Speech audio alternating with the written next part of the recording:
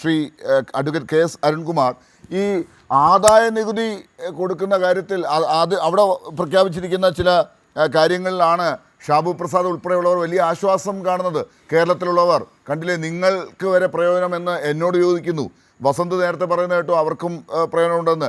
ഈ പ്രതികരിക്കുന്ന ആളുകൾ, മീഡിയയിലൊക്കെ വരുന്ന ആളുകൾ, ഇവർക്കൊക്കെ ചിലപ്പോൾ ഈ പറഞ്ഞ 2-3% വരുന്ന ആളാണല്ലോ, ഇവർക്കൊക്കെ പ്രയോജനമുണ്ട്. ആ പ്രയോജനം BJPക്ക് ഒരു തരത്തിൽ ഈ പ്രചരണാർത്ഥത്തിൽ ഗുണം ചെയ്യുന്ന ഒന്നാണെന്ന് കണ്ടുകൊണ്ടുള്ള ഒരു തരം പ്രഖ്യാപനം എന്നതിനപ്പുറം ഇത് രാജ്യത്തെ സാധാരണക്കാരായ ആളുകൾക്ക്, കർഷകർക്ക്, തൊഴിലാളികൾക്ക്, ഇനി ചെറുകിട കച്ചവടം ചെയ്യുന്ന ബിസിനസ്സുകാരായിട്ടുള്ള ആളുകൾ, ഇവർക്കൊക്കെ ഗുണം ചെയ്യുന്ന എന്തെങ്കിലും ആണ് എന്ന് ഈ ബഡ്ജറ്റ് നോക്കി കാണാൻ പറ്റുമോ?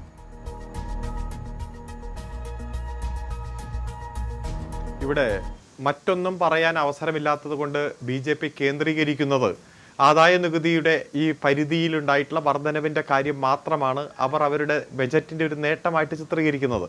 ഒന്ന് ആലോചിച്ച് നോക്കുക, 12 ലക്ഷം എന്ന് പറഞ്ഞാൽ ഒരു മാസം 1 ലക്ഷം രൂപ.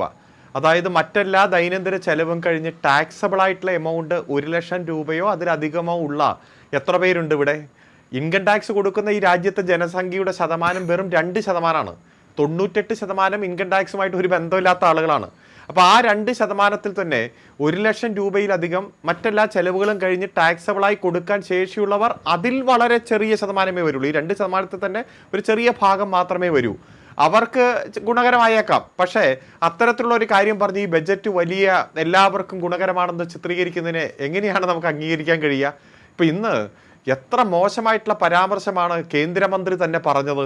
എന്താ പറഞ്ഞത്? പിന്നോക്കമാണെന്ന് സ്വയം പ്രഖ്യാപിച്ചാൽ കേരളത്തിൻ്റെ കാര്യം പരിഗണിക്കാം എന്ന് കേന്ദ്രമന്ത്രി പറയുക. ദേശീയ സാമ്പത്തിക സർവേ റിപ്പോർട്ട് ഇന്നലെ പാർലമെന്റിന്റെ മേശപ്പുറത്ത് വെച്ചു. ദേശീയ സാമ്പത്തിക സർവേ റിപ്പോർട്ടിൽ സുസ്ഥിര വികസന സൂചികയിലും മാനവ വിഭവ സൂചികയിലും ഈ കേരളം ഏറ്റവും ഒന്നാമതാണെന്ന് കേന്ദ്രം കണ്ടെത്തുകയാണ്. അതുപോലെ തന്നെ നമ്മുടെ പഞ്ചായത്തി രാജ് സംവിധാനങ്ങളും മറ്റെല്ലാ മേഖലയിലും കേരളം ഏറ്റവും ചിട്ടയായിട്ടുള്ള പ്രവർത്തനത്തിന്റെ ഭാഗമായി ഒന്നാമതെത്തിയത് നമുക്ക് എല്ലാ തരത്തിലുള്ള ആനുകൂല്യങ്ങളും അവസരങ്ങളും നിഷേധിക്കാനുള്ള ഒരു സാഹചര്യമായി കേന്ദ്ര ഗവൺമെന്റ് കണ്ടിരിക്കുന്നു.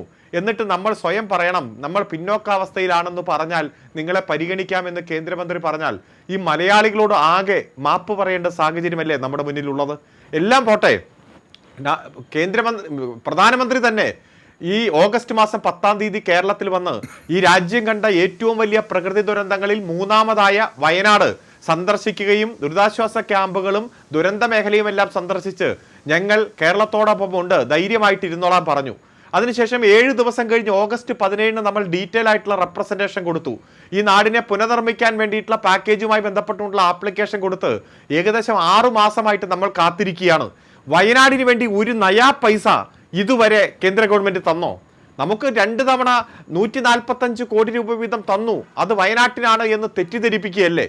കഴിഞ്ഞ വർഷം ബജറ്റ് അലോക്കേഷന്റെ ഭാഗമായിട്ടും ധനകാര്യ കമ്മീഷന്റെ ശുപാർശയുമായി ബന്ധപ്പെട്ടുകൊണ്ടും 14 ജില്ലകളിൽ വിവിധ രൂപത്തിലുള്ള പ്രകൃതി ദുരന്തം നടക്കുമ്പോൾ കൊടുക്കേണ്ട തുകയായിട്ട് അനുവദിച്ച 290 കോടി രൂപയല്ലാതെ വയനാടിന്റെ പേരിൽ ഒരു നയാ പൈസ പോലും തന്നിട്ടില്ല. അതുകൊണ്ടാണ് ഈ ബജറ്റിൽ വയനാടിന് ഒരു സ്പെഷ്യൽ പാക്കേജ് ഉണ്ടാകും എന്ന് നമ്മളെല്ലാം ശുഭാപ്തി വിശ്വാസത്തോടെ കാത്തിരുന്നത്. ഒരു പൈസ പോലും തന്നില്ലെന്നല്ല, കേരളം എന്ന വാക്ക് ഈ ബജറ്റിൽ ഇല്ല. വയനാട് എന്നൊരു വാക്ക് പോലും ഉച്ചരിച്ചില്ല. ഇന്ത്യ കണ്ട പ്രകൃതി ദുരന്തങ്ങളിൽ ഏറ്റവും വലുതിൽ 3ാമതായ വയനാട്, ആ വാക്ക് പോലും ഉച്ചരിച്ചില്ലെന്ന് പറയുമ്പോൾ എത്ര ധിക്കാരപരമായിട്ടുള്ള, എത്ര നമ്മളെ ഉപേക്ഷിക്കുന്ന തരത്തിലുള്ള നിലപാടാണ് കേന്ദ്ര ഗവൺമെന്റ് സ്വീകരിച്ചത്. വിഴിഞ്ഞം നമുക്കറിയാം, ഒരു ഇന്റർനാഷണൽ തുറമുഖം എന്ന രൂപത്തിൽ ലോകത്തിന് മാതൃകയായി 2045-ൽ പണി പൂർത്തീകരിക്കുമെന്ന് പറഞ്ഞത് 2025 ആയപ്പോഴേക്കും പ്രധാനപ്പെട്ട പണി പൂർത്തീകരിച്ച് ഇന്റർനാഷണൽ കപ്പൽ ശാഖയുമായി ബന്ധപ്പെട്ടുകൊണ്ട് അതിന്റെ റൂട്ടുമായി ബന്ധപ്പെട്ടുകൊണ്ട് 11 നോട്ടിക്കൽ കിലോമീറ്റർ തൊട്ടടുത്തുള്ള ഈ തുറമുഖം, ആ തുറമുഖത്തിനും ഒരു 5000 കോടി രൂപയുടെ പാക്കേജ് നമ്മൾ ആവശ്യപ്പെടുകയും പ്രതീക്ഷിച്ചിരുന്നു. ഒരു വാക്കുപോലും ഇല്ല. അതുപോലെ തന്നെ വനം വന്യജീവി സംഘർഷവുമായി ബന്ധപ്പെട്ടുകൊണ്ട് 1000 കോടി രൂപയുടെ പാക്കേജ് ഒന്നുമില്ലെന്ന് മാത്രമല്ല, തൊഴിലുറപ്പ് പദ്ധതി അടക്കം ഏറ്റവും സാധാരണക്കാരന്റെ കയ്യിലേക്ക് പണം വരുന്ന പദ്ധതികളിൽ പോലും കഴിഞ്ഞ തവണ വെട്ടിക്കുറച്ചതുപോലും പുനഃസ്ഥാപിക്കാൻ തയ്യാറായിട്ടില്ല.